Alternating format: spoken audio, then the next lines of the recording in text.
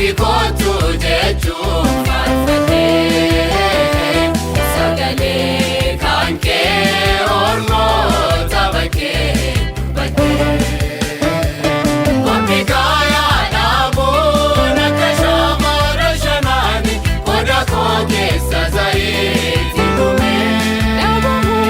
Dhaabamuun fedhuu yaa gooftaa cidha guddaa isa dhiigaan itti kaadhimamee. Qophii gaayaa dhaabuun akka shamarra shanaani qoda koo keessa zayitii dhumee.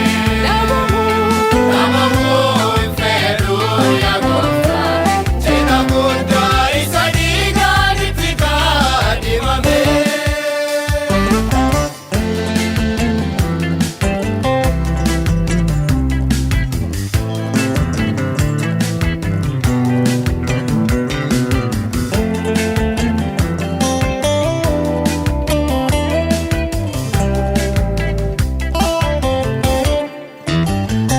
Lubbuun firoomee utuun jiraadhu garbummaatti qabamee.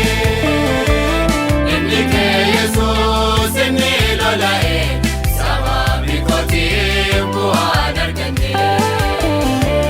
Natuu si miidhee ormoota caalaa utuu sitti waamamuu. Mucaa kee taa'ee siif hin jiraanne kanaaf wangeelli kan humna dhabu.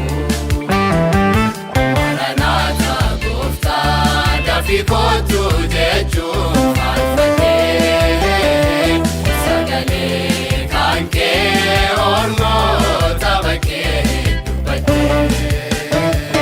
Qophii gaayaa dhaabuun akka shamarra shanaani qoda koo keessa zayitii dhumee. Dhaabamuun fedhuu yaa gooftaa cidha guddaa isa dhiigaan itti kaadhimamee. Qophii gaayaa dhaabuun akka shamarra shanaani qoda koo keessa zayitii dhumee. Dhaabamuun fedhuu yaa gooftaa cidha guddaa isa dhiigaan itti kaadhimamee.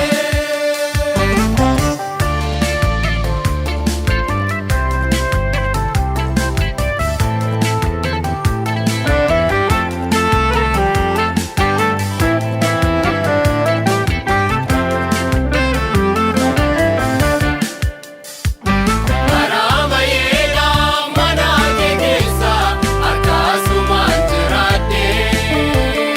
Harkatti feetoo siif hin hojjanne dukkanti hamaa sun na qabatee. Utuma waan laalisee fakkaadhu firiin narraa dhabamee. Na gargaari maaloo si kadhadha gafaatti dhuftuu sana kan bannee. Maranaata gooftaa dafii kootu jechuun faarfatee.